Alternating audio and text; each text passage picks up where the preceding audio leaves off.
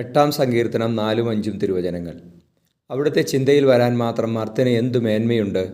അവിടുത്തെ പരിഗണന ലഭിക്കുവാൻ മനുഷ്യന് എന്ത് അർഹതയാണുള്ളത്? എന്നിട്ടും അവിടുന്ന് അവനെ ദൈവദൂതന്മാരെക്കാൾ അല്പം മാത്രം താഴ്ത്തി മഹത്വവും ബഹുമാനവും കണ്ട് അവനെ മകുടമണിയിച്ചു.